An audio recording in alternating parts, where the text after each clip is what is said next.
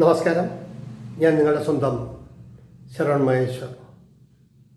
Spark media അവതരിപ്പിക്കുന്ന കാലമേ പാർവതിയോട് പറയൂ എന്ന 101 കവിതകൾ അടങ്ങിയ സമാഹാരത്തിലെ ഒരു കവിതയെക്കുറിച്ചിട്ടാണ് ഞാൻ നിങ്ങളോട് പറയാൻ ഉദ്ദേശിക്കുന്നത്.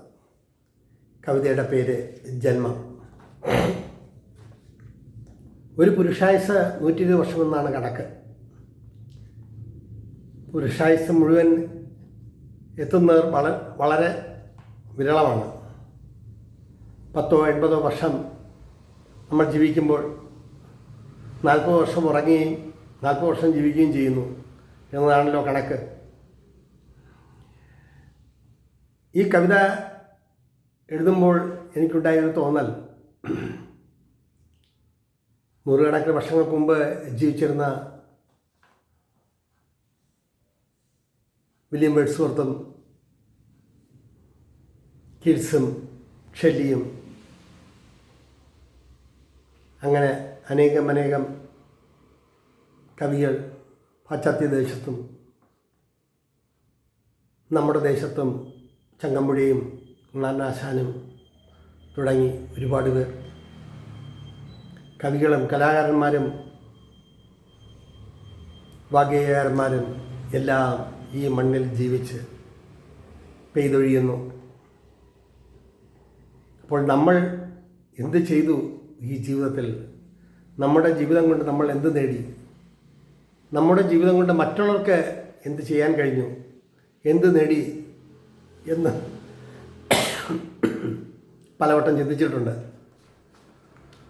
നേട്ടങ്ങളും കോട്ടങ്ങളും എഴുതി തയ്യാറാക്കി വയ്ക്കാനുള്ളതല്ല.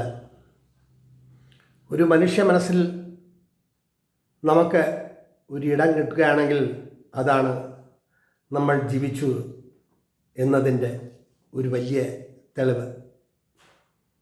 ലക്ഷങ്ങൾ ഈ ഭൂമിയെ പറക്കുന്നു, ലക്ഷങ്ങൾ മൺമറഞ്ഞു പോകുന്നു. എത്ര പേർ കാലാതീതമായി ജീവിക്കുന്നു, എത്ര പേർ ലോകമേ അറിയാതെ പോകുന്നു എന്നത് നമുക്ക് കണക്കൂട്ടാൻ കഴിയില്ല. അത്ര ദുഷ്കരമാണത്. അപ്പോൾ ഒരു എഴുത്തുകാരൻ്റെ ജീവിതം അല്ലെങ്കിൽ ഒരു എഴുത്തുകാരൻ്റെ ജീവിതാനുഭവങ്ങൾ, ഒരു എഴുത്തുകാരൻ അയാളുടെ മനസ്സിൽ പതിയുന്ന ഓരോ അനുഭവങ്ങൾ, ഇതെല്ലാം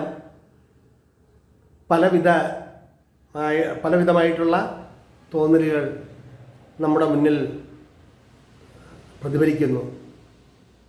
കുറേയധികം മഹാരഥന്മാരായ വ്യക്തിത്വങ്ങളെ കാണാനും പരിചയപ്പെടാനും സംസാരിക്കാനും മണിക്കൂറുകൾ കണക്കിന് സംസാരിക്കാനുമുള്ള അവസരം എനിക്കുണ്ടായിട്ടുണ്ട്. പ്രസിദ്ധ എഴുത്തുകാരനും സംവിധായകനുമായ ഗിരീഷ് കർണാട്, BV കാരന്ത്, സായി പരഞ്ച്പൈ, ഗിരീഷ് കാസറവള്ളി, ലോകപ്രശസ്തനായ മൃണാൾ സെൻ, ലോകപ്രശസ്തനായ അടൂർ ഗോപാലകൃഷ്ണൻ, പണ്ഡിറ്റ് ജസ്രാജ്, ഭാരതരത്നം കിട്ടിയ ഭീംസെൻ ജോഷി, ഭാരതരത്നം കിട്ടിയ പണ്ഡിറ്റ് രവിശങ്കർ, ഭാരതരത്നം കിട്ടിയ MS സുബ്ബലക്ഷ്മി, അങ്ങനെ ഒരു നിരവധി പേർ. പക്ഷെ ചില അവസരങ്ങളിൽ ചിലരെ കാണുമ്പോൾ ഉണ്ടായ തോന്നലുകൾ, അതൊരു കുറ്റപ്പെടുത്തലല്ല. കുക്കുടം ഇരുന്ന് കുലുങ്ങുമ്പോൾ അത് കരുതുന്നു, ആ പക്ഷി കരുതുന്നു, ഞാൻ ഈ ലോകത്തെ ഇളക്കി മറിക്കുകയാണ് എന്നാണ്. അല്പമായ അറിവും അല്പമായ ജ്ഞാനവും അല്പമായ ജീവിത സാഹചര്യങ്ങളും ഉൾക്കൊണ്ട കുറേ പേരെയൊക്കെ കാണാൻ കഴിഞ്ഞപ്പോൾ അവരുടെ പ്രതികരണം നന്നെന്ന് പറയാവതല്ല. മോശമെന്ന് പറയുന്നത് ശരിയല്ലല്ലോ, നന്നെന്ന് പറയാവതല്ല. അപ്പോൾ കാലം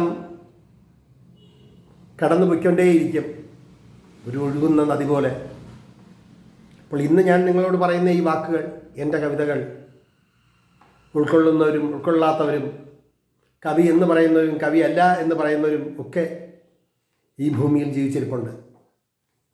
അപ്പോൾ നമ്മുടെ രചനകൾ, നമ്മുടെ സങ്കല്പങ്ങൾ, നമ്മുടെ ജീവിതചര്യകൾ ഇതൊക്കെ നമ്മൾ മനനം ചെയ്യുമ്പോൾ നമ്മളെക്കൊണ്ട് മറ്റുള്ളവർക്ക് എന്തെങ്കിലും സഹായം ചെയ്യാൻ കഴിഞ്ഞാൽ അതാണ് ഉത്തമമായ ഒരു രീതി അല്ലെങ്കിൽ ഉത്തമമായ ഒരു മാർഗം ആയി എനിക്ക് തോന്നിയിട്ടുള്ളത്.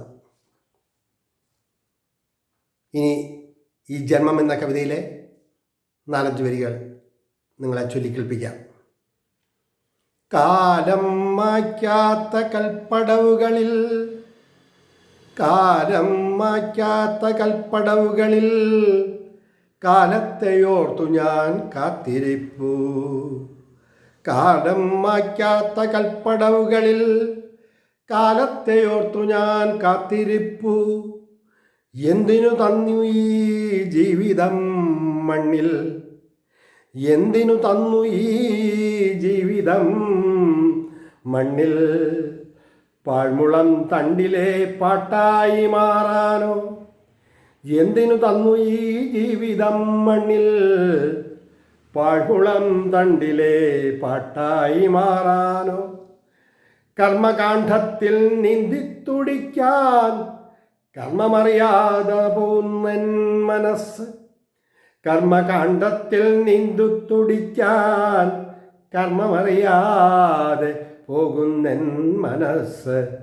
കാലാന്തരത്തിൽ ഓർമ്മകൾ പേറി, കാലാന്തരത്തിൽ ഓർമ്മകൾ പേറി കടന്നു പോകുന്നു ഞാനെന്ന പാന്തൻ. കാലാന്തരത്തിൽ ഓർമ്മകൾ പേറി കടന്നു പോകുന്നു ഞാനെന്ന പാന്തൻ. കാലം മായ്ക്കാത്ത കൽപ്പടവുകളിൽ കാലത്തെയോർത്തു ഞാൻ കാത്തിരിപ്പു. കാലത്തെയോർത്തു ഞാൻ കാത്തിരിപ്പു. തുടർന്നുള്ള വരികളും അതിൻ്റെ ദൃശ്യാവിഷ്കരണവും നിങ്ങൾ കാണുക. ഇവിടെ നിർത്തട്ടെ എൻ്റെ വാക്കുകൾ. നന്ദി, നമസ്കാരം.